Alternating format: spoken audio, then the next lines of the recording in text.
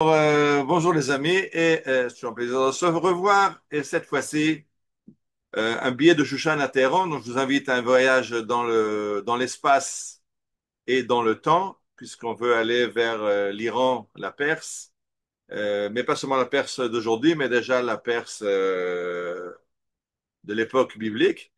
C'est évident, tout le monde en parle, puisque ça interpelle le fait qu'on se soit battu maintenant en Iran contre un Haman moderne qui voulait détruire le peuple juif en un jour, comme ça a été le cas il y a 2500 ans.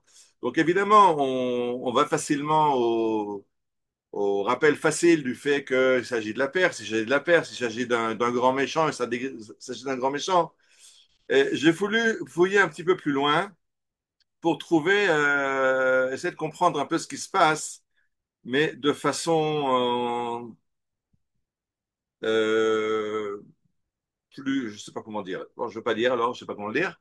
Mais ce que je veux dire, c'est que n'étant ni rabbin ni représentant aucune organisation officielle, je peux libérer mon imagination délurée et vous allez vous faire part de ce que j'ai compris moi de ces liens entre Shushan de Purim et Shushan d'aujourd'hui. Et on commence donc notre conférence. Alors, on se lance. Le Yalkut Shimoni nous enseigne Kol Hamoadim Atidim Libatel Vimea Purim Enan Betelim Leolam, que dans le futur, donc au moment de la Géoula, dans les temps que nous vivons nous, toutes les fêtes seront annulées, pas encore maintenant, mais bientôt. Mais la fête de Purim, elle ne sera jamais annulée. Alors, quand on vient dans les Bate Midrash du sionisme religieux, du Merkaz arabe, alors on aime beaucoup cette phrase parce qu'on explique pourquoi Purim ne sera pas annulé au temps de la Géoula alors que toutes les fêtes seront annulées, parce que les fêtes comme Pessah qui parlent de libération, de délivrance, de Géoula avec des miracles incroyables, les 10 plaies, la sortie de la mer Rouge, etc., le passage de la mer Rouge, ça n'aura pas lieu dans la Géoula que nous vivons aujourd'hui. Mais la Géoula que nous vivons aujourd'hui serait une Géoula politique, Kima Kima, stade après stade, et ça, c'est ce qui est dans Purim, parce que si vous regardez la Megillah, dans la Megillah, le nom de Dieu ne figure pas. Dans la Megillah, on a des Miriat Esther, bien sûr, on a des intrigues de palais, on a des ministres qui sont nommés ou dénommés d'après les caprices du roi. Et ça correspond plus à la Géoula de ce type-là que nous vivons aujourd'hui, et nous ne vivons pas une Géoula de type Pessah. C'est pour ça que on explique que Purim ne sera pas annulé. Mais je pense que c'est beaucoup plus loin que ça, beaucoup plus profond que ça. Énormément de thèmes qu'on va retrouver dans Purim, on va les retrouver dans la Géoula actuelle, et c'est de ça dont je voudrais parler avec vous. Alors, je continue avec le Talmud de Megillah qui est juste en dessous, où il est marqué que Amar Rabbi Abba Bar Kahana, le fait que le roi Assuérus ait retiré sa bague et l'ait donnée à Haman pour lui permettre de signer les édits qui vont annoncer le massacre du peuple juif, cette bague donnée à Haman a eu plus d'effet que 48 Nevi'im et 48 prophètes et 7 prophétesses qu'on trouve dans la Bible. Il y a beaucoup d'autres prophètes, mais ceux qui ont écrit qui sont importants, dont on voit les prophéties dans la Bible, le Talmud en recense 48 prophètes et 7 prophétesses, et il dit qu'aucun n'a réussi à faire ramener le peuple d'Israël dans le droit chemin. Ils ont beaucoup parlé, ils ont dit des choses très belles, mais leur influence sur la conduite du peuple d'Israël a été très minime. Or, quand le roi Assuérus a donné à sa bague son sceau à Haman et lui a permis de détruire le peuple d'Israël, alors le peuple d'Israël a fait teshuva. Donc ça a eu plus d'impact que tous les prophètes d'Israël. Je pense qu'aujourd'hui aussi, ce qui s'est passé avec l'Iran, ça a plus d'impact que beaucoup de rabbins et de discours. Et on voit effectivement qu'il y a un retour à la Emouna, un retour au judaïsme dans les 2 ans, les 2 ans que nous venons de vivre, parce que je rappelle que la guerre d'Iran n'a pas commencé il y a 3 semaines, elle a commencé à Simchat Torah il y a 2 ans, c'était déjà l'Iran qui était derrière, et tout ça, c'est pas fini. On a encore des stades ultérieurs, on va en parler plus tard dans cette étude. Euh, le Talmud continue, dit la chose suivante, Tanoura Banan, les rabbins ont enseigné que 48 prophètes et 7 prophétesses ont prophétisé sans ajouter un seul livre à la Bible. À part la Megillat Esther, c'est le seul texte qui a été ajouté par les prophètes au canon biblique. Et je pense que c'est aussi une invitation à nous, c'est-à-dire que on est en train d'écrire un nouveau livre du Tanakh qu'il faudra écrire quand les événements arriveront à complétion. De la même façon qu'après à Purim, on a écrit un nouveau livre qui raconte l'histoire de Purim, on pourra écrire un nouveau chapitre ou un nouveau livre qui raconte la Géoula de notre époque. Mais commençons par le début. Le temple a été détruit par Nabucodonosor, Nebuchadnezzar, roi de Babylone, qui nous emmène en exil. Lui succède son petit-fils, je crois que son petit-fils Belshazzar, Beltazar en français, qui a un songe dans lequel il voit une main céleste qui est écrite sur le mur Mene, Mene, Tekel ou Farsin. Il ne comprend pas de quoi il s'agit et il va demander à Daniel de lui expliquer ce rêve. Et finalement, ce qui va se passer, Balaïla, Ketil Belshazzar, Malka Kasda'a, cette nuit-là, Balthazar a été tué et c'est la fin du royaume de Babylone, détruit. Et la Babylonie est remplacée par le royaume des Mèdes, par Darius, le roi des Mèdes. Et plus tard, le roi des Mèdes, on parle dans la Megillat Esther, Paras ou Madaï, la Perse et la Médie. Et en fait, c'est le roi perse, Cyrus, qui va continuer. Donc, fin de l'empire de Babylone, on passe à l'empire des Mèdes avec le roi Darius, Dariavesh Mada'a Kibel Makruta, c'est le verset d'après dans Daniel qui nous annonce que Darius a pris le pouvoir, et va lui succéder le roi Cyrus Koresh. Vous voyez à gauche, vous voyez sa tombe à Pars Bagada, c'est un grand roi perse, c'est lui qui a créé l'empire perse. On va tout de suite voir une carte avec la taille de cet empire. Mais ce qui est intéressant, c'est comment il est appelé dans le Tanakh. Je vous lis dans le livre de Yeshaya ou Isaïe au chapitre 44. Kohamar Adonai, Goalecha v'yotzcha mi beten, Anochi Adonai oseh kol note shamaim levadi, Haaretz meiti. Alors ainsi parle Dieu qui te délivre, qui t'a créé. Je suis Dieu qui fait tout, qui a créé le ciel et la terre. Et le dernier verset, celui qui est en gras, Haomer le Koresh Roi, celui qui appelle Koresh mon berger, et il fera tout ce que je souhaite. Les morts, Yerushalayim Tibane, Vechal Tibased. Et c'est lui qui dira, qui ordonnera de reconstruire Jérusalem et de reconstruire le temple. Donc, Koresh est investi d'une mission, c'est déjà prévu par Yeshayahu bien avant que Koresh ne monte sur la scène de l'histoire. Il est déjà prophétisé qu'arrivera un roi Koresh qui reconstruira Jérusalem, qui donnera l'ordre de reconstruire Jérusalem et de reconstruire le temple. Et alors, si on prend le chapitre d'après dans Isaïe, c'est encore beaucoup plus clair. Kohamar Adonai lim shichol Koresh. Ainsi a parlé Dieu à son Mashiach à Koresh, Asher erzakti bimino, et je lui donne la force. Mais tout ce qu'il va faire, pourquoi il va le faire? Le man Avdi Yaakov Israël Bechiri, il va faire ce qu'il va faire pour mon serviteur Jacob et pour Israël. Le man Yedou Mimizrach Shemesh Mimaarava, pour que de l'est jusqu'à l'ouest, tout le monde, tous les peuples sachent qu'Efes Bil Adai, il n'y a pas d'autre Dieu que moi. Ani Adonai ve'en od, il n'y a que moi et personne d'autre.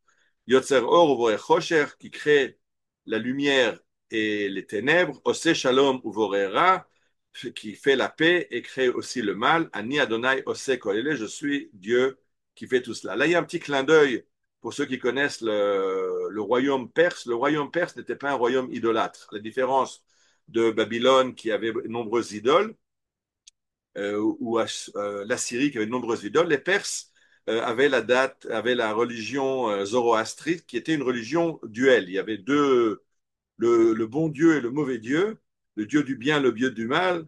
Et c'est pour ça que quand Akadosh Baruch Hu, Dieu nous parle de la Perse et de Koresh, il nous dit attention, il n'y a pas celui qui crée la lumière et les ténèbres, ou celui qui crée la paix ou le mal, c'est moi qui crée tout. Il y a un seul Dieu. Donc on est passé d'un syncrétisme de toutes les religions, d'un idolâtrie de toutes les religions, à une religion à deux pôles vers la Torah.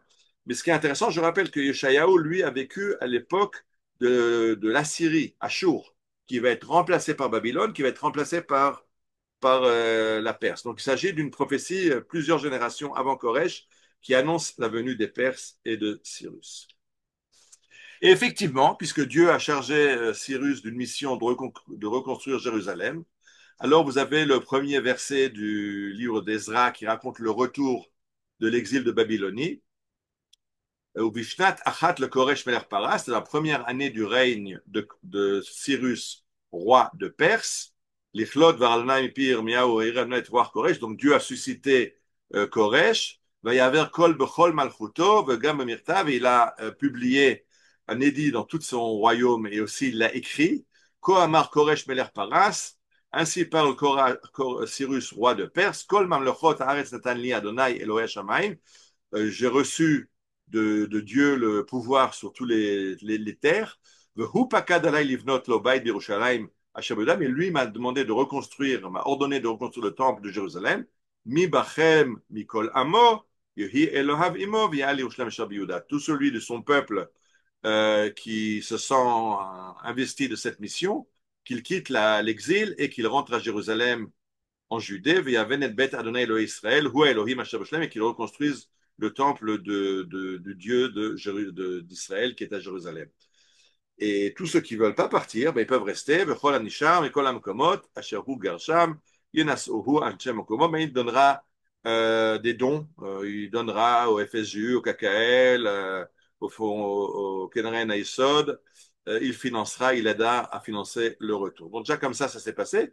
Et le verset nous dit qu'il l'a dit oralement, il y a eu un édit, mais il l'a écrit et on a retrouvé ce, ce cylindre qui est en exposition au British Museum, il y a une copie à Jérusalem, où il y a cet édit de Cyrus qui est, donc on l'a retrouvé dans l'archéologie. Effectivement, Cyrus a permis à Israël et encore à d'autres peuples à rentrer chez eux à la maison. Apparemment, un roi formidable, un roi qui succède à Babylone qui nous a exilés et qui permet le retour. Donc, si on regarde les textes, c'est formidable. Dieu l'appelle Mashiach, le Mashiach. Il permet le retour, mais il y a un hic. Le hic, on le voit dans le Talmud. Darash Rav Nachman bar Rab Chazda, Maï dirtiv koamar Adonai l'mishicho le Koresh. Alors le Talmud sépare, met une virgule. Koamar Adonai l'mishicho. Ainsi parle Dieu à son Mashiach. Et voilà ce que j'ai à dire de Koresh. Donc, le Mashiach, c'est pas Koresh, d'après le Talmud. Amar lo le Mashiach, kovel ani lecha al Koresh. Dieu se plaint au Mashiach que Koresh n'a pas rempli sa mission. Lui, je lui ai dit qu'il doit reconstruire le Jérusalem et le temple, et lui, il n'a pas reconstruit. Il a dit, s'il y a des Juifs qui sont intéressés à le faire, je vous permets de le faire. Mais c'était à lui de le faire. Non, lui, il n'a pas fait, il a seulement permis aux Juifs de le faire. Donc, il a un petit peu, d'après le Talmud, failli à sa mission. Ça, c'est le Talmud dans le Maseret Megillah. On verra que c'est un peu pire, parce que dans le traité de Rosh Hashanah, le Talmud nous dit que Koresh Melech Kasher Aya, c'était un roi bon, un roi bien, qui faisait ce que Dieu lui a dit, mais il y a un avant et un après. Kan Kodem, c'est en gras. Kan Kodem Shirmitz, Kan Lachar Shirmitz. Avant qu'il tourne vinaigre, il était bien, mais il a tourné vinaigre et il était moins bien. Le Talmud nous raconte ce qu'il a fait et je vais parler seulement de ce qui est marqué dans le Midrash Rabbah, qui nous dit qu'un jour Cyrus se promène dans sa campagne et voit que les marchés sont vides, les villages sont abandonnés. Il dit, mais qu'est-ce qui se passe? L'économie est à zéro. Il dit, ben oui, ben, c'était les Juifs qui faisaient marcher d'économie, tu leur as permis de partir. Alors ils sont partis et l'économie s'est écroulée. Alors Koresh a dit, OK, les Juifs qui sont déjà partis, c'est bon. Ceux qui ne sont pas encore partis, vous ne pouvez plus partir. Il a bloqué les frontières. Alors, moi, ce qui m'a interpellé, c'est avant qu'il tourne au vinaigre et après qu'il tourne au vinaigre. Alors, on voit à gauche Lord Balfour qui a suscité un enthousiasme profond dans le peuple juif. Voilà, l'Angleterre permet aux Juifs de rentrer à la maison et de reconstruire un home national juif, un futur État juif. Ça, c'est l'Angleterre avant qu'elle tourne au vinaigre. Mais une fois qu'elle a reçu le mandat sur la Palestine, Eretz Israël, elle a oublié son mandat et elle a bloqué le retour des Juifs. La photo du milieu, je n'ai pas besoin de vous dire de qui il s'agit. Je rappelle il nous a aidé à construire une centrale nucléaire, pardon, une usine de textile à Dimona. C'est lui qui a vendu à Israël les premières armes modernes les mystères, les vautours, les ouragans et plus tard le mirage et les chars AX. Et puis après, il y a l'embargo et il y a la France de Micron. Je ne sais jamais s'il faut l'appeler Micron ou Macron. Les deux termes paraissent assez adaptés au personnage. Et en dessous, Donald Trump. On espère que Donald Trump va rester notre ami. Mais je dis, il faut toujours avoir un petit peu peur quand on se remet trop entre les mains des nations, on risque après d'avoir des déceptions amères. Alors on espère que Trump va continuer à aider Israël, mais je dis, nous on a l'avantage du peuple juif, c'est qu'on a un peuple qui est très ancien, avec 3500 ans de mémoire, et on sait que quand les nations nous aident, on les remercie, mais on est toujours circonspect, on ne sait pas jusqu'où ça va aller. Euh, pour revenir à ce midrash de Shirachirim, je dis c'est des auditeurs français qui nous écoutent, des juifs en France, pardon. Faut se rappeler, voilà, Koresh a permis de quitter Paras, mais à un moment, il a fermé les portes et il a interdit l'émigration des juifs. Alors attention, il vaut mieux partir quand les portes sont ouvertes parce qu'on ne sait jamais jusqu'à quand elles resteront ouvertes. Pas de s'enfuir de France, de partir parce qu'il y a un pays qui se reconstruit et on invite tous les juifs du monde à venir participer à cette reconstruction. Alors, une petite carte pour comprendre c'est quoi l'empire de Cyrus. C'est un empire énorme.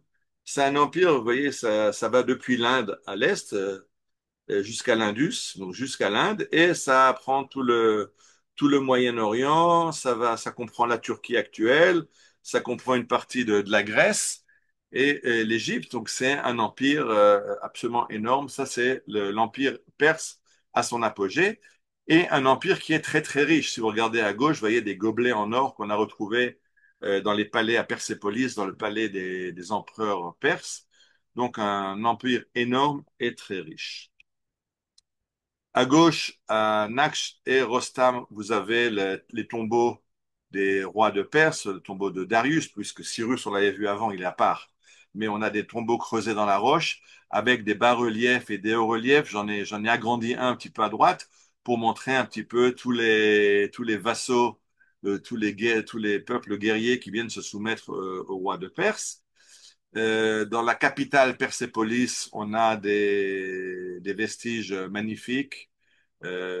Pour ceux qui peuvent aller à Téhéran les visiter, enfin, en Iran les visiter, à Persépolis. Et je continue vers le traité de Avodah Zarah, qui nous raconte qu'à la fin de l'exil d'Israël, à la fin, quand Israël revient et reprend sa place, Dieu jugera les nations. La première nation qui va passer en jugement, c'est Rome. Rome, Édom, l'Occident, qui est la civilisation la plus avancée. Et quand Dieu va leur demander, mais qu'est-ce que vous avez fait pour avancer le projet messianique que j'ai pour l'humanité? Ils vont répondre, Arbe kesef vezav irbenu. On a amassé les richesses, l'or, l'argent, on a beaucoup construit des routes, des marchés, etc. Et après que Dieu ait remballé les Romains, pour leur dire qu'ils ont fait tout, ils ont juste fait ça de façon pour eux-mêmes, mais pas du tout pour faire avancer le projet messianique, bien qu'il l'ait fait avancer. Après eux arrive le second empire, et l'empire qui vient juste après Rome, c'est la Perse. Et quand il va demander qu'est-ce que vous avez fait pour avancer le projet messianique, ils vont répondre Harbe milchamot. Nous avons fait beaucoup de guerres. C'est un empire guerrier, encore plus que l'empire romain. L'empire romain fait la guerre par soif de richesse, pour prendre les richesses des pays conquis. La Perse, c'est un peuple de guerriers qui fait la guerre par soif de conquête. Et dans le traité de Kiddushin, de nouveau, on voit Asara, Kabin, Ashirut, Yardou, Olam. Il y a 10 mesures de richesse qui sont venues dans le monde et 9 ont été prises par Rome. Rome, c'est l'empire de la richesse. Oui, tout marche au dollar. Asara, Kabin, Gvura, Yardou, Olam. Il y a 10 mesures de vaillance qui sont décidées dans le monde et Tishan Atla Parsin. Donc les Parsim, les Perses sont la civilisation de la vaillance, de la bravoure, de la guerre, et Rome est la civilisation occidentale, c'est la civilisation de la richesse. Même quand il y aura un déclin de la Perse, la carte que je vous ai montrée il y a 2 minutes, c'est la carte de la Perse à son apogée dans l'empire des Achéménides. Plus tard, il y aura les Sassanides et à l'époque Sassanide, vous voyez la carte, ça s'est un peu rétréci. Ils n'ont plus la côte méditerranéenne, ils n'ont plus Eretz Israël, la Turquie, l'Égypte, ça va être le royaume, l'empire byzantin. Mais c'est encore un grand empire. Et non seulement c'est un grand empire, mais il fait la guerre à son voisin byzantin. Et de nouveau, dans les bas-reliefs de Naksh et Rostam qu'on a vu tout à l'heure, il y a là-bas l'empereur byzantin romain Valérien qui se rend à Chavor Malka, Chapour, le roi perse. Et c'est de nouveau très intéressant parce que j'ai cherché, je me rappelle que Chavor Malka est beaucoup cité dans le Talmud qui est écrit à peu près à cette époque, à l'époque de Shlomo Malkai. Donc, il rencontre des maîtres du Talmud. Et on a une histoire dans le traité de Brachot, Amar le Shavor Malka le Shmuel. Donc, Shavor Malka, le roi Chapour, l'empereur de Perse qui a vaincu l'empereur byzantin, demande à Shmuel, Amritu de Chachmitu Tuva, on vous dit que de vous que vous êtes très intelligent, Imali Mai Chazina Bechalma, alors raconte-moi mon rêve d'hier et explique-moi mon rêve d'hier. Ça se rappelle un peu ça nous fait revenir à Nabucodonosor, Nebuchadnezzar, l'empereur de Babylonie, qui avait fait un rêve, mais ne se rappelait plus de son rêve, et a demandé à Daniel non seulement d'expliquer le rêve, mais de lui rappeler son rêve. Alors, même chose entre Shavor Malka de Perse et Shmuel. Amarle Chazit de Atu Romae Beshavul. Dans ton rêve, tu as vu que tu faisais la guerre avec les Byzantins et ils te prenaient prisonnier, tu faisais prisonnier. Et c'est intéressant parce que c'est juste le contraire qui se passe. Bien sûr, ces agadotes-là sont très peu commentées, donc je n'ai pas trouvé de commentaires qui expliquent pourquoi ce rêve de Shmuel raconte le contraire, enfin, Shmuel lui raconte le contraire de ce qui était la réalité, ou alors c'est un rêve qui va lui faire peur pour qu'il fasse ça, je ne sais pas, mais c'est pas mon propos actuellement, donc je continue. Juste, je vais montrer que les rapports, les liens qui relient Israël à l'Iran sont très anciens et que on rappelle dans le Talmud des rencontres entre les Amoraïm, les rabbins du Talmud, et les empereurs perses. J'arrive maintenant, je fais un grand saut dans l'histoire. J'avais prévu de parler un petit peu d'autres périodes, mais comme je veux aller beaucoup plus loin, je veux dépasser le présent, je veux aller vers le futur, alors il fallait que je saute un petit peu. Donc, je veux parler de Téhéran aujourd'hui. Et première chose qu'il faut comprendre, c'est que ceux qui écoutent la télé, la radio, vous écoutez des commentaires de journalistes qui ne comprennent rien à la chose, puisque vous voyez, là, je vous ai pris dans le site internet de la radio israélienne.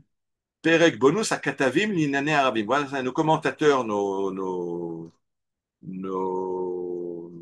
journalistes spécialistes des affaires arabes vont nous répondre à vos questions. Et oui, le grand problème, c'est que l'Iran ne sont pas des Arabes. L'Iran sont des Ariens.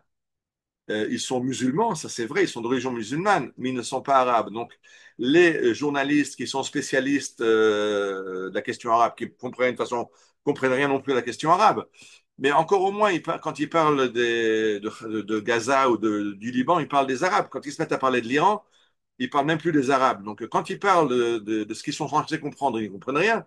Quand ils parlent de ce qu'ils ne comprennent pas, ils y comprennent encore moins. Juste, c'était pour faire une petite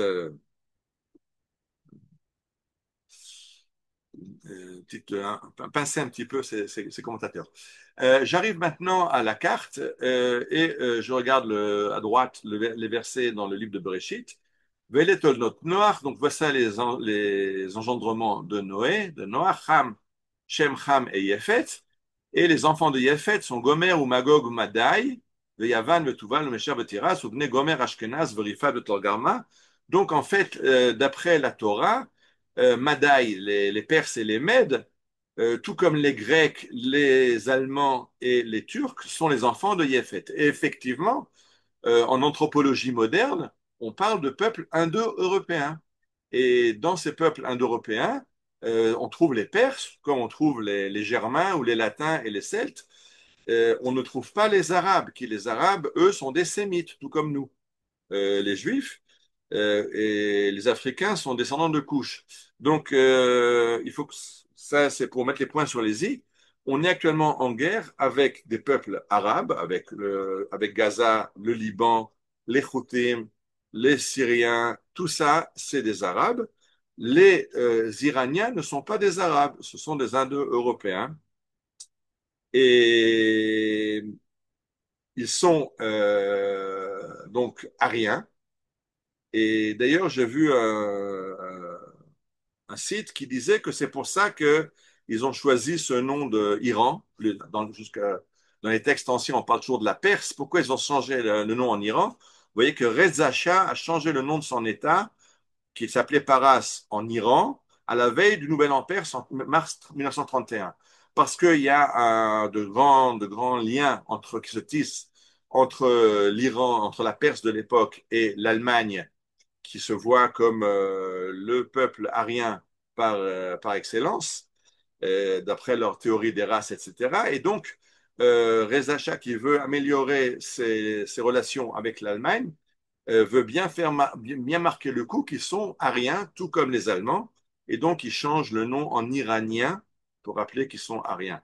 Et finalement, il y aura beaucoup de relations, ce qui va faire qu'en 1941, les Britanniques et les Soviétiques vont envahir l'Iran parce que c'est une plateforme qu'ils veulent prendre un avant-poste allemand qu'ils veulent prendre aux Allemands. À droite, vous avez d'ailleurs la carte. J'avais fait une conférence sur les enfants de Téhéran, ces enfants juifs qui ont été exfiltrés de Pologne et qui ont fait un très grand périple à travers l'URSS et à Téhéran où ils se sont organisés. Et de là, l'agence juive les a amenés vers Eretz Israël. Donc, je rappelle, Téhéran, il faut comprendre, l'Iran, c'est un pays qui est énorme en taille et qui se trouve justement à la frontière entre la Russie et les pays arabes et l'Inde. C'est un pays qui a une importance stratégique énorme. Alors, je me suis servi là de quelques diaporamas que j'ai pris dans la conférence du guide Nathaniel Allinson. Je lui ai demandé la permission de prendre quelques diaporamas chez lui et il était en mille oui, mais il a réussi à me répondre pour me donner le OK. Donc, ça, c'est lui qui l'a préparé dans sa conférence sur l'Iran. Et ça, c'est le plan de l'Iran qui avait prévu de vraiment détruire Israël, comme dans la Megillat Esther, en un jour avec l'arme nucléaire, mais même sans l'arme nucléaire, en attaquant d'abord les villes, les villages à travers les proxys, à travers le Hamas qui devait attaquer au sud, à travers le Hezbollah au nord, à travers l'autorité palestinienne au centre, etc. Donc les attaques terrestres conjuguées avec des attaques de milliers de missiles qui devaient défaire le système antimissile israélien parce qu'il ne peut pas se mesurer à la quantité de missiles qui devait pleuvoir en un jour sur Israël. Je rappelle que l'Iran avait des milliers de missiles balistiques, mais comme ils ont été très affaiblis par l'attaque israélienne, ils n'ont jamais réussi à en lancer plus que quelques dizaines à la fois, ce qui a permis à la défense israélienne de se mesurer avec ces missiles et les milliers et milliers de drones et qui sont pratiquement tous abattus avant d'arriver sur le territoire israélien. Donc le plan de l'Iran était de submerger les défenses israéliennes et de vaincre Israël. Alors pour ça, ils ont aussi développé les fameux proxys. Je veux pas m'allonger là-dessus m'attarder là-dessus parce que on va pas s'attarder sur ce sujet. Tout le monde le connaît, mais vous voyez les proxys, l'Iran qui est en jaune avec tous les proxys qui sont en rose. À droite, vous avez la taille d'Israël par rapport à l'Iran. En bas, vous voyez, ça c'est la taille d'Israël en bleu et l'Iran à droite.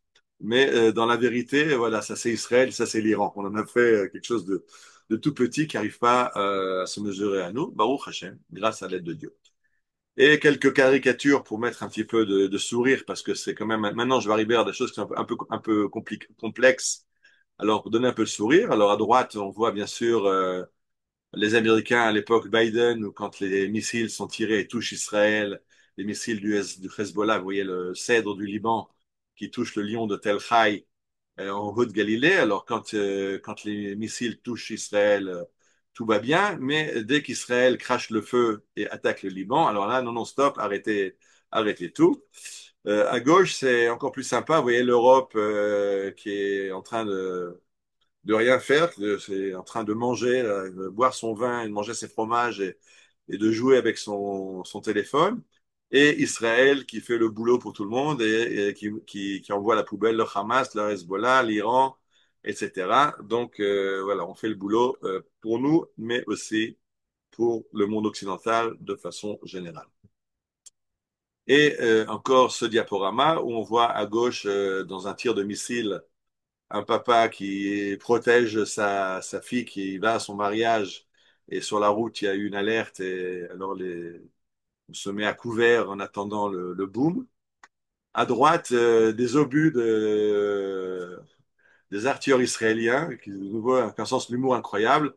Ce produit a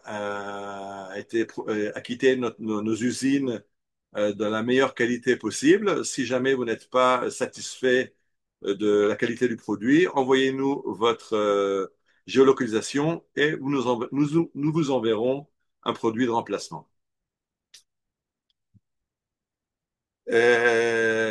Pour se rappeler que voilà, on parle dans les radios, les médias, on nous parle beaucoup d'Israël face à ses ennemis. On a tendance des fois à oublier qui c'est qui tire derrière les ficelles ou les cordes et d'oublier le doigt de Dieu qui est très important dans toutes ces victoires qu'on vit les 2 dernières années, et pas seulement. Et se rappeler que dans ce cas-là, le moindre des choses, c'est de remercier Kadosh Baruch Hu. Donc, on va mettre quelques notes de musique adaptées, qui nous viennent du Nishmat Kol Chai du Shabbat matin. לשיר הקיים ולשוננו רינה וידינו פרוסות כנשרי שמיים ורגלינו קלות כאיילות ואילו פינו Ilou Filou Mané Shirak לשיר Hayom, c'est notre הקיים rempli de ולשוננו louanges. Nous רינה n'arriverons pas à dire toutes les louanges de Dieu. וידינו פרוסות כנשרי שמיים ורגלינו קלות כאיילות אין אנחנו מספיקים להודות לך ולברך את שמך מלך מלכי המלכים מלך מלכי המלכים מלך מלכי המלכים Tov. Donc, dans sa conférence, Netanel Ellinson nous a parlé des parallèles entre l'histoire de Purim et l'histoire moderne, que c'était un pays, la Perse, où il faisait bon être juif. Même chose dans l'Iran du Shah, il faisait bon être juif. Haman a changé la donne en Iran. Aujourd'hui, c'est pas Haman, mais c'est Haman, Haminaï, Khomeini. Ils ont tous des noms du même acabit. Que Haman de l'époque a voulu tuer tous les Juifs en un jour, ça n'a jamais eu lieu. Il y a beaucoup de peuples qui ont voulu détruire Israël, mais pas en un jour. Khamenei, oui. Et tout a changé de façon absolument incroyable dans la Megillah, tout a changé de façon incroyable de nos jours. Tout est politique dans la Megillah et tout est politique apparemment à nos jours. Et maintenant, j'avance, maintenant on va essayer de comprendre dans les versets. Alors, tout a commencé par les manifestations qu'il y avait en Israël, par cette déchirure, cette fracture dans la société, par ce wokisme, cette emprise sur le système judiciaire, sur tous les leviers de commande du pays, sur l'économie, etc.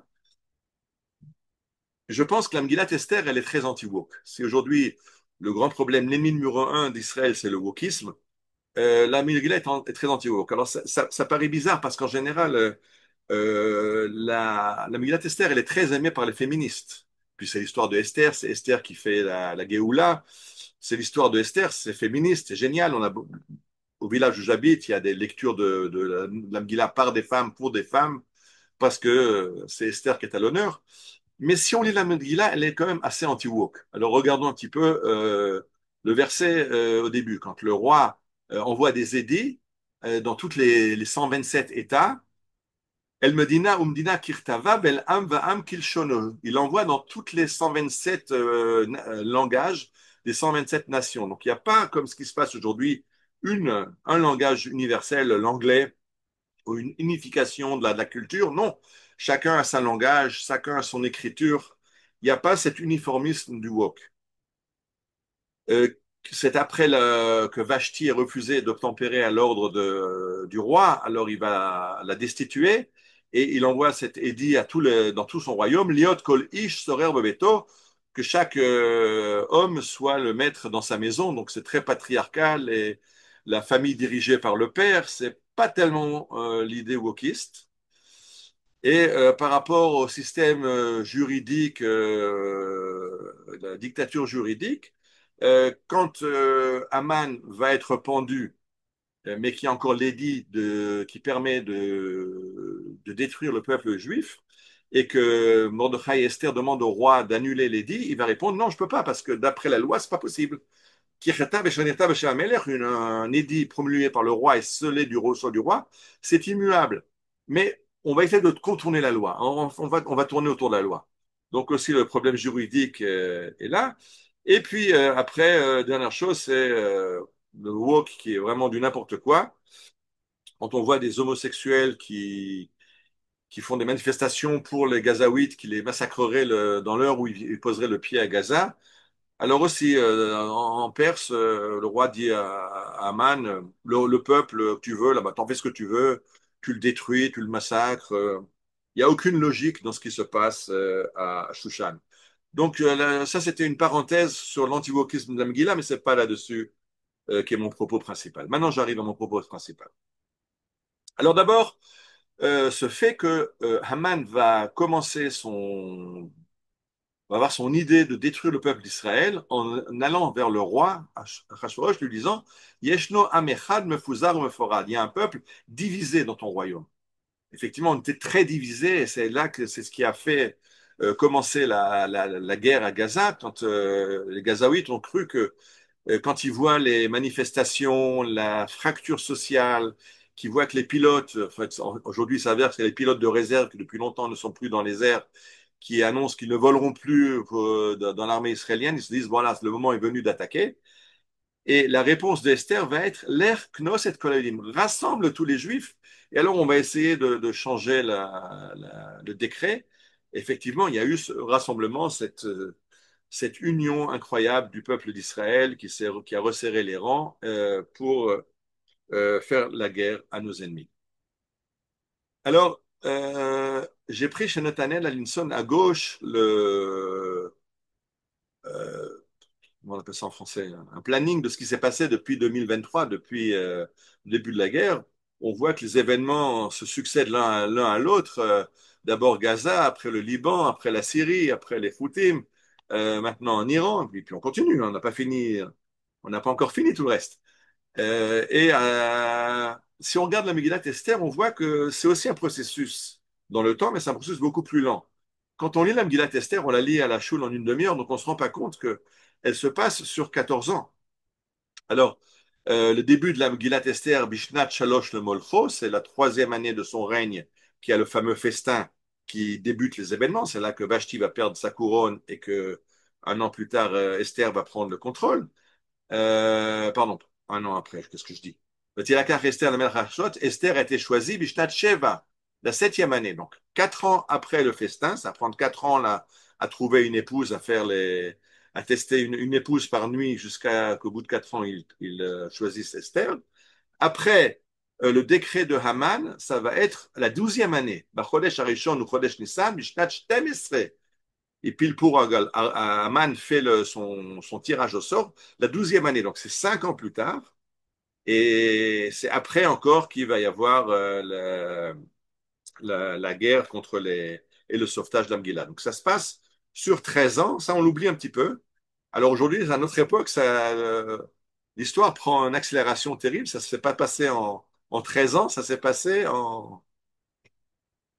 la guerre en 2 ans. Il est vrai que Bibi prépare cette guerre contre l'Iran depuis une dizaine d'années. Donc, on est peut-être même aussi dans le même espace temporel que la Megillah. Mais attention, là je commence maintenant à faire attention. On est très content de ce qu'a fait Bibi, Bibi Amelech, n'est-ce pas, le roi Bibi. Rappelons-nous que le roi David nous écrit, non, d'abord c'est Yirmiyahu qui l'a dit, c'est repris dans le Télim, mais j'ai choisi le verset de Yirmiyahu. Koamar Adonai, Arur hagever sheftach ba'adam, besam batzar zroo, umin Adonai yasur libo. Maudit l'homme qui met sa confiance dans l'homme et qui oublie Dieu. On a le droit d'avoir confiance dans un dirigeant qui fait ce boulot, mais il faut se rappeler que derrière lui, il y a quelqu'un qui gère. Et à gauche, je te dis, on est très content du roi Trump qui a aidé Israël, mais il faut se rappeler de nouveau. Là, maintenant, c'était Ilim, où le roi David nous rappelle, Petseni vatzileni miad bnei nechar, asher piem diber shav vimina mimin shaker. Il faut faire attention aux nations qui ont tendance à mentir. J'ai parlé tout à l'heure de Lord Balfour, qui lui est resté, qui a soutenu Israël, mais l'Angleterre a lâché Israël. J'ai parlé tout à l'heure de Gaulle. Il faut faire attention, on est circonspect, on n'est pas prisonnier ni de Bibi, ni de Trump. On les remercie de ce qu'ils ont fait. On remercie Dieu de leur avoir donné l'idée de faire ce qu'ils ont fait, puisque Lev Melachim Be'ad Hashem, c'est Dieu qui gère les rois. Mais on se rappelle que c'est Dieu qui gère. Oui. Là, je l'ai même mis là. J'ai oublié que j'ai mis une diaporama où on voit le roi de cœur. Pourquoi le roi de cœur? Ben, d'abord parce que je crois que c'est David, si je ne me trompe pas dans le jeu de cartes. Mais surtout à cause du verset de Michelet, Palgemaim lev melech beyad Adonai. Que les rois, le cœur des rois est dans les mains de Dieu. C'est Dieu qui agit à travers les rois. Et je l'avais dit dans une conférence au début de la guerre. Ce qui était très important, c'est que le lendemain de Simchat Torah, Netanyahou a déclaré l'état de guerre. Parce qu'on avait déjà été en guerre à Gaza, on avait eu plomb durci et bordure protectrice et colonnes de nuée, on avait plein d'opérations. Et chaque fois, c'était des opérations qui n'ont abouti à rien, puisqu'on a juste fait boum, boum, boum, on a détruit des capacités militaires du Hamas et on est retourné à case départ, on a laissé préparer le prochain round. Et là, Bibi a annoncé que c'était la guerre. Et ça, c'était très important, je l'avais dit au début. Pourquoi? Parce que le roi décide de la guerre ou pas, le gouvernement décide de la guerre ou pas. Mais une fois qu'il décide de la guerre, alors je vous rappelle la prière qu'on dit tous les matins avant le Shema Israël. La El Baruch Neimot Yiteinu, le Melech El Chai Vekayam, Zmirot Yomiru Tishbachot Yashmiu, Ki Hu Levado Poel Gvorot, Oseh Hadashot, Baal Milchamot, Zorea Tzedakot, Matzmiach Yishlot. Celui qui gère les guerres, c'est Akadosh Baruch Hu, Baal Milchamot, et ces guerres, il les gère, Matzmiach Yeshua, pour amener la Yeshua, pour amener la défense d'Israël. Alors, c'était très important que Bibi décide qu'on n'est plus dans une opération, mais on est en guerre. Une fois qu'on est en guerre, qu'il a fait son boulot, alors maintenant, il y a Kadosh Baruch Hu qui prend le relais, Baal Milchamot, et on voit comment il gère cette guerre avec tous les miracles dont on est conscient depuis 2 ans. Et la bracha qu'on fait à la fin, c'est Or Chadash al Tzion Tahir. Tu ramènes une nouvelle lumière sur Tzion. Venizker Hulanu Mera Loro, que très bientôt on puisse mériter cette lumière à Jérusalem. Alors, si Dieu fait tellement de choses pour nous et nous amène tous ces missiles, il ferait la moindre des choses, c'était de remercier. J'ai dit tout à l'heure de dire Ilu Finu Malay Shirak Kayam. Euh, le Talmud de Megillah nous fait remarquer qu'à Purim, on ne dit pas le Hallel. Parce qu'on ne peut pas dire le Hallel, parce que Purim est une Géoula, mais une Géoula manquée. C'est-à-dire que c'est vrai qu'au niveau sauvetage, on a été sauvé, mais on est resté en galoute. On n'est pas sorti de la galoute. Donc on ne peut pas vraiment dire Hallelujah Avdei Hashem, on n'est pas Avdei Hashem, le Talmud, on est Avdei Ashrash Ferosh. Le premier chapitre du Hallel nous dit Hallelujah, Hallelujah, Hallelujah Avdei Adonai. On remercie les serviteurs de Dieu. Tant qu'on est en exil, on n'est pas serviteur de Dieu. Donc maintenant qu'on est en Eretz Israël et qu'on est serviteur de Dieu, il faut dire le Hallel. La Gemara dans Sanhedrin nous dit que Chizkia aurait pu être le Mashiach, mais il n'a pas dit le Hallel.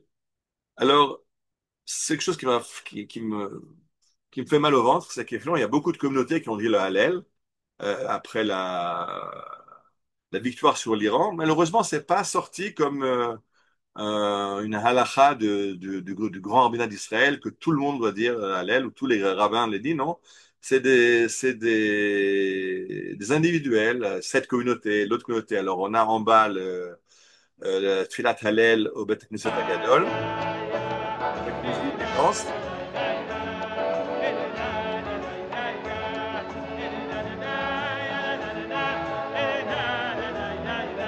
Et Al Shlomo n'est qu'une communauté parmi tant d'autres. Et au Harabait, au mont Temple, le Rav Elisha Wolfson, le Rosh Yeshivat Harabait, lui, il monte sur le Harabait, écoutez-le. ברוך אתה אדוני אלוהינו מלך העולם אשר קידשנו במצוותיו וציוונו לקרוא את ההלל. Donc, il s'agit de dire le Hallel avec bracha. Il n'y a pas de problème. Le Hallel, ça se dit sur une Geoula, sur une Yeshua, sur une délivrance, comme à Pessah, comme à Hanouka. L'Iran, c'était pas moins. Et ça mérite un Hallel pendant un jour, peut-être même pendant 7 jours ou 8 jours. Mais bon, c'est Odlo Zachinu, on y arrivera. Euh, ברוך Je retourne maintenant à Téhéran. À Téhéran, alors là, ça c'est un chidouche. Vous allez entendre le chidouche qui n'est pas de moi. C'est un chidouche de quelqu'un qui rôtit en enfer. On va tout de suite le citer. Les Iraniens ont un minag. Ils ont deux minags. Un minag, c'est de brûler le drapeau israélien. Alors, à gauche, vous voyez un Iranien qui essaie de brûler le drapeau. Le problème là, c'est qu'il s'est cramé lui-même. Il y a eu une petite erreur. Iranian tries to set Israeli flag on fire, sets himself on fire instead. An Iranian man attempting to set an Israeli flag on fire accidentally set himself on fire last week. Ordinary Iranians increasingly refuse to burn or walk on Israeli and American flags. Donc, on a vu l'histoire d'un Iranien qui a voulu brûler le drapeau, mais qui s'est brûlé lui-même. Et regardez ce que dit le journaliste iranien. De plus en plus d'Iraniens, de simples citoyens, refusent de brûler ou de marcher sur le drapeau israélien ou le drapeau américain. Oui, parce qu'ils ont un minag, c'est de brûler le drapeau. Israélien et américain, on est les mêmes. Il y a le grand Satan et le petit Satan. Le petit Satan, c'est Israël, le grand Satan, c'est les Américains. Alors, ils le brûlent, ça en vient de droite à gauche, et à droite, ils marchent dessus. Vous voyez, ils font des grands drapeaux qu'ils mettent sur le sol. Et aujourd'hui, comme il dit, ils aiment moins. Donc, vous allez voir des citoyens qui marchent à côté, mais les opposants marchent dessus. Mais beaucoup de gens marchent à côté du drapeau, refusent de piétiner. Alors arrivent les succos de Satan qui, eux, sont plus contents de marcher sur les drapeaux.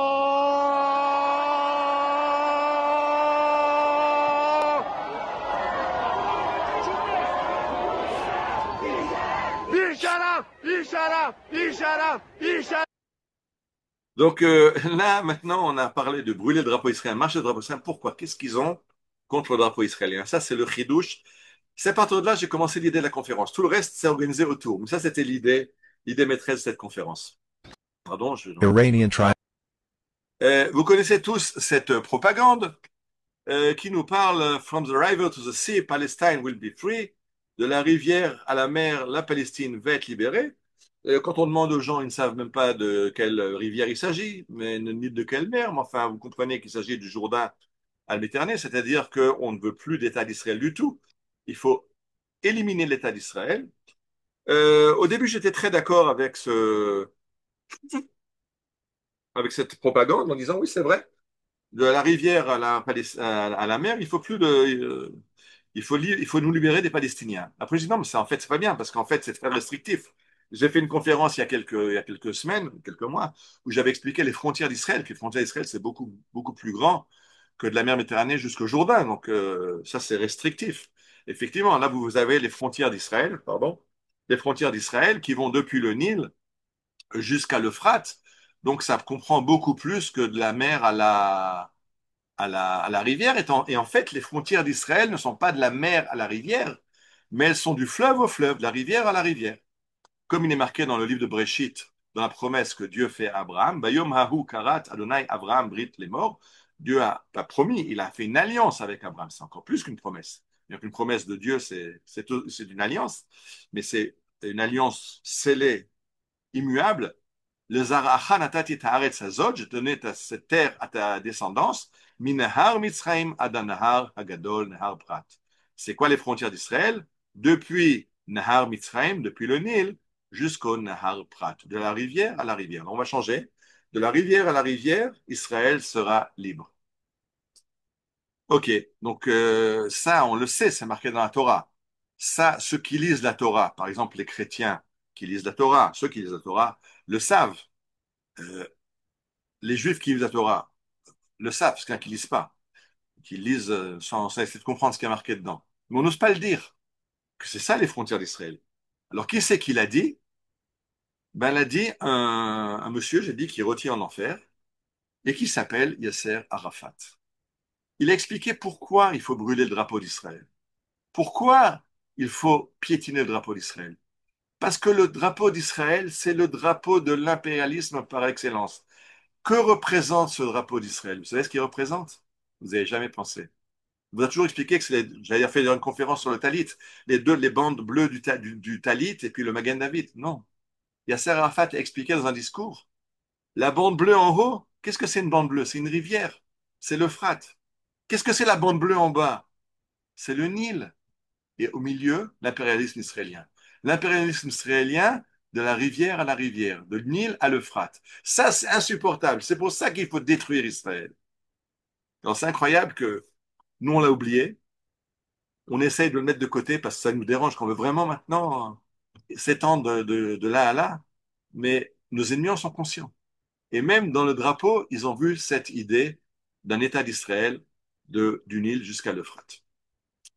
Je continue avec notre Premier ministre qui se fait interviewer dans les radios. Ça, c'est très vieux. Ça, il y a plus d'un an, mais c'est pas important. Ça n'a pas changé. On lui demande quel est le programme pour après. Qu'est-ce qu'on fait après la guerre? C'est quoi les objectifs? Puisqu'au début, OK, on veut détruire les infrastructures militaires du Hamas et on veut libérer les Khatoufim. Mais c'est tout. C'est tout ce qu'on veut. Alors, j'ai amené quelqu'un qui était au Likoud, mais qui lui dit très haut, très fort, des choses très vraies qui dérangent. Mais il faut commencer à les dire. De la même façon qu'il faut dire, les frontières sont du Nil jusqu'à l'Euphrate. Pas parce que demain matin, on va faire la guerre à l'Égypte et faire la guerre à l'Irak. Mais il faut se rappeler que quel est le plan de Dieu pour Am Israël. Parce que ça va avoir des influences sur ce qu'on est en train de vivre. Alors, écoutons une minute de Moshe Feiglin.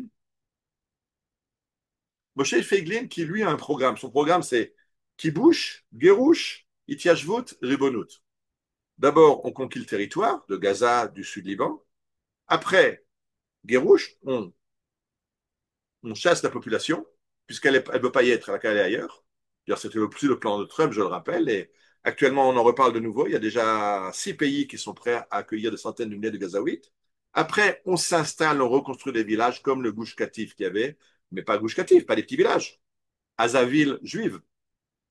Et après, ça fait partie de l'État d'Israël, Ribonout. Alors on lui demande, mais c'est pas réaliste. Bibi, qui a été sur ce même plateau, on lui a posé la question, il a dit tout ça, c'est pas réaliste. Alors, écoutez ce que dit Moshe Feiglin quand on le taxe de n'être pas réaliste. ראש הממשלה ישב באולפן הפטריוטים, נשאל על עניין ההתיישבות, אמר לא יקרה, לא ריאלי. אני שואלת אותך, מה יהפוך את הדבר הזה לריאלי מבחינתך? זאת שאלת השאלות. תודה רבה. מילה אחת, חזון. למה פעם להקים את גוש קטיף היה ריאלי? למה זה היה ריאלי? היינו יותר חזקים? קיבלנו יותר נשק מהאמריקאים? לא, קשקוש, היינו הרבה יותר קטנים וחלשים. למה הקמנו את כל המדינה? למה החרבנו את מג'דל והקמנו את אשקלון ב-48? היה מנהיגות עם חזון. הבעיה שלנו היא לא נשק אמריקאי, הבעיה שלנו היא לא תמיכה בינלאומית, הבעיה שלנו היא מנהיגות שבשביעי לאוקטובר החזון היחיד שהיה לה היה החזון של אוסלו, וכל מה שהיא ביקשה זה לחזור לשישי באוקטובר. Donc, ce que dit Moshe Feiglin, c'est que c'est vrai que c'est irréel, c'est complètement, on est c'est l'illogisme aujourd'hui de s'installer à Gaza. Il dit, mais quand on s'est installé à Gaza à l'époque, est-ce que c'était logique? Non.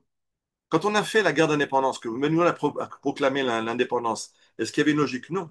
Est-ce qu'on était supérieur militairement à nos ennemis. Non, on était en infériorité numérique, en infériorité d'armement. Est-ce qu'on avait l'aide des nations? Non. Les États-Unis avaient mis un embargo sur Israël. Beaucoup de pays avaient un embargo sur Israël en 48. Alors, comment on a réussi? Comment on a réussi? Ce n'était pas logique. Dit parce qu'à l'époque, on avait un idéal. Et on allait vers cet idéal. Aujourd'hui, on a perdu cet idéal. Si on n'a pas d'idéal, on n'arrivera nulle part. Il faut se rappeler qu'il y a un idéal. Ce que je viens de dire, qu'il y a un idéal qui va nous amener, je ne sais pas quand, à Israël, que Akadosh Baruch Hu ramène le peuple juif en Israël. Non. On veut aussi les juifs de France, les juifs d'Amérique, les juifs de tous les pays qui doivent revenir. On veut retrouver la terre d'Eretz Israël, on veut retrouver la Torah d'Eretz Israël. Mais il faut avoir un idéal vers lequel tendre. Si on n'a pas d'idéal, effectivement, on n'arrive à rien. Et il dit le grand problème, c'est que pour l'instant, nos dirigeants n'ont pas d'idéal. L'idéal, c'est de revenir à la situation antérieure au 7 octobre. On est tranquille, on fait notre business, on fait du high-tech et tout va bien. Mais ce n'est pas de ça qu'il s'agit. Il faut réfléchir à l'idéal du peuple d'Israël et recommencer à aller de l'avant. C'est pour ça qu'il dit il faut revenir aux valeurs de 1948, 1967. Il dit quand on avait un idéal en 67, en 6 jours, on a gagné la guerre parce que on savait qu'on se battait pour détruire l'ennemi et pour s'installer à sa place. Aujourd'hui, on n'a pas cette volonté et alors ça fait 2 ans qu'on traîne contre une poignée de terroristes à Gaza. Euh, je vais avancer. Par rapport à l'idéal. L'idéal, oui, parce que c'est la fin, je vois que l'heure avance. Le Hamas a déjà annoncé au début la couleur. Il a annoncé quand il nous a attaqué à Simchat Torah que c'est Maboul el-Aqsa. La guerre est pour, une guerre pour Jérusalem, pour le mont du Temple. Et nous, on est dans une guerre pour ramener les Khatoufim. On n'est pas du tout sur le même plan. Eux parlent d'un idéal du mont du Temple et nous, on parle d'une guerre pour les Khatoufim. Et les soldats racontent que dans toutes les maisons à Gaza, il y a des images de Haram el-Sharif, du mont du Temple, du dôme doré, de la coupe qui est à celle-là, du dôme du rocher. Eux, ils le disent clairement. Ça, c'est leur but. Nous, on ne dit pas clairement quel est notre but. Et regardons maintenant, et là je reviens à l'Amgilat Esther. Parce que j'ai dit, l'Amgilat Esther, ça, tout le monde le dit, ça nous rappelle, tout ce qui se passe aujourd'hui nous rappelle l'Amgilat Esther. Mais on oublie une chose. Pourquoi Haman nous est tombé dessus? Ce décret, le Hashmid, la Harog, la Beth Kolim, d'exterminer, de tuer tous les juifs, les jeunes, les vieux, les enfants, les femmes, en un seul jour. Pourquoi ça nous? Alors, les élèves de Rabbi Shimon Bar Yochai, le maître du Zohar de la Kabbalah, nous ont demandé, Rabbeinu, pourquoi? Pourquoi il y a eu ce décret de détruire tous les Juifs? Et Rabbi Shimon Bar Yochai répond la chose suivante. Rabbi Shimon Bar Yochai Amar al she'achlu mitavshil hagoyim, parce qu'ils ont participé au festin du roi. On se rappelle qu'au début de la Megillah, il y a un grand festin, d'abord 180 jours pour toutes les élites du pays, et après encore 7 jours pour les gens de Shushan, et les Juifs participent à ce festin. Et dire à Rabbi Shimon Bar Yochai, c'est pour ça qu'il leur est tombé dessus la Xéra d'Aman. C'est pas logique, quoi, parce qu'on a mangé. En plus, c'était cachère. On était au festin, mais ils nous ont amené cachère. L'Agmar nous explique que ce festin était le festin qui scellait la fin de l'exil d'Israël. Pas la fin qu'on retourne en Eretz Israël, mais que les Juifs perdent leur espoir de rentrer en Eretz Israël. L'Agmar fait tout un calcul pour nous expliquer que le roi Achashverosh a calculé que d'après les prophéties d'Israël, l'exil aurait déjà dû finir maintenant à l'année où il est. Et comme l'exil n'a pas fini, ben, ce que les prophètes d'Israël ont dit faux. Il n'y a pas de fin d'exil. Israël restera en exil. Et donc, il a sorti les kelim du Beth Amikdash et il a festoyé dans les kelim du Beth Amikdash. D'ailleurs, dans le Rite Ashkenaz, quand on lit ce verset dans la Megillat Esther, Vechele mikelim shonim, il a pris différents ustensiles d'or et d'argent, la vaisselle d'or et d'argent, on le lit sur l'ère de Echa, parce qu'il de la destruction du Beth Amikdash, parce qu'il a utilisé la vaisselle du temple en disant, ben, je peux l'utiliser puisque les Juifs ne retourneront plus à Jérusalem. Et si les Juifs sont capables de participer à un festin qui scelle leur appartenance à la Perse et la fin de leur rêve de rentrer en Israël, alors ça, ben, il n'y a plus de peuple juif. Et donc arrive la destruction du peuple, le décret de destruction du peuple juif. On était malheureusement dans cette optique, on a un petit peu oublié qu'on a encore un idéal de ramener à Israël, d'agrandir les frontières d'Eretz Israël et de reconstruire le Beth Amikdash. Les soldats nous le rappellent. beaucoup de soldats ont ajouté des patchs privés. Il y a le patch officiel sur l'uniforme qui est le drapeau d'israélien et leur grade, mais certains ont ajouté le Beth Amikdash pour dire pourquoi ils se battent. Ça n'a pas plu d'ailleurs à l'ancien général en chef, Herzl Halevi, qui avait arraché le patch à un soldat, il l'a eu dans la poche, dit ça tu le gardes pour toi, c'est pas une annonce à faire en public, non, c'est une annonce à faire en public. Et j'ai beaucoup aimé cette image qui nous vient de Gaza de la semaine dernière. Vous connaissez le slogan Bring them home now, ramenez-les à la maison maintenant. C'est le slogan de Kaplan de ramener les otages aujourd'hui à n'importe quel prix. Et ces soldats ont changé juste une lettre. Pas bring them home, ramenez-les à la maison, mais bring the home. Ramène la maison, le Beth Amikdash maintenant. Qui annonce la couleur. Si on a l'idéal de continuer, alors la Géoula sera facile, la victoire sera facile. Si on ne sait pas pourquoi on se bat, alors on s'enlise et on s'empêtre. Et je veux terminer comme beaucoup de gens sont un petit peu des fois affolés parce que c'est terrible ce qui se passe et puis c'est terrible ce qu'on nous raconte dans les médias, qu'on n'a pas fini. L'Iran se réarme et se prépare à un prochain round. Le Hamas, on voit qu'on n'arrive pas à le détruire et encore hier, il y a eu des alertes dans le sud et à Jérusalem. Donc, qu'est-ce qui se passe? Alors, je vais terminer par ce très beau texte du Yalkut Shimoni, qui malché umot olam idgarim ze beze, les nations se dressent les unes contre les autres, et oui, l'Ukraine contre la Russie, et l'Europe contre la Russie, et les Américains contre les Chinois, et l'Amérique contre l'Iran. Veoler melech aravi litol etzam me Aram, et le roi des Arabes va prendre conseil du roi des Araméens, mais Aram, c'est bien, Aram, c'est aussi aramica, américain. Vechoser melech paras ou marchib et kolam, et le roi de Perse, d'Iran, détruit le monde. Vechol umot haolam mitrashim mitbahalim, et toutes les nations du monde sont en panique. Venoflim alpinem, ils sont dans la détresse la plus totale.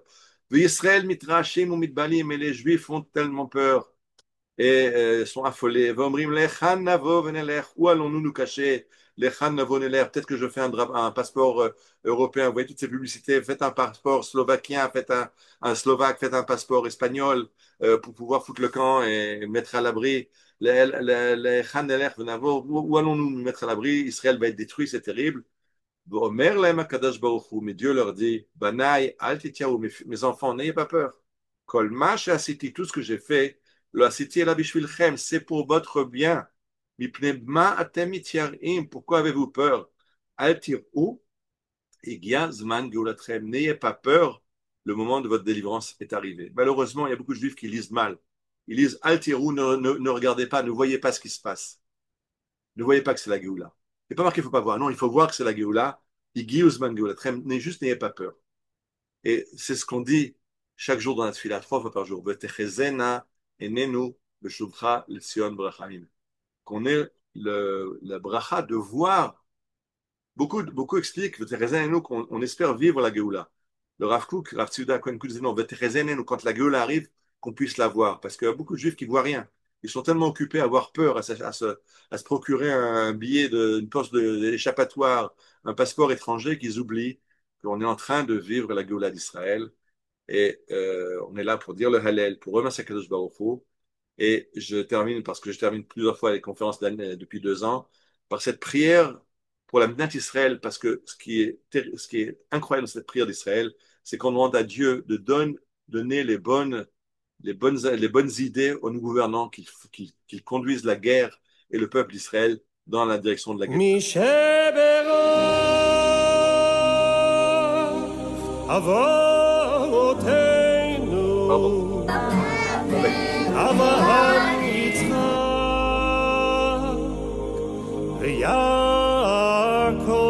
Je me suis trompé, c'est celle-là.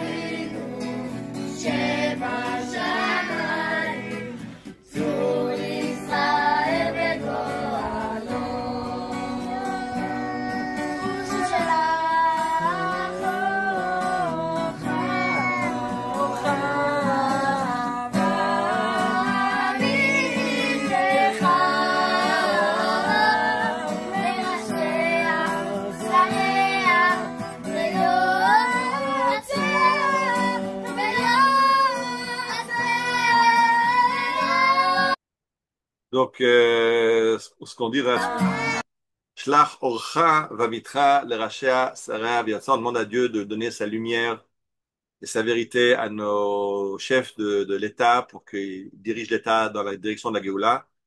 Et alors, on pourra finir cette fête de Purim, que je rappelle était une Géoula, mais une Géoula avortée, puisqu'on n'est pas rentré en Eretz Israël. Et pas pour rien que la halakha nous dit que 30 jours avant Pessah, on doit commencer à étudier les lois de Pessah. 30 jours avant Pessah, c'est juste le jour de Purim. Quand on fait la Souda de Purim, en fait, on doit commencer à préparer la Géoula totale, la Géoula complète de Pessah. Alors, je nous souhaite à tous une très bonne Géoula et on va rouvrir le micro.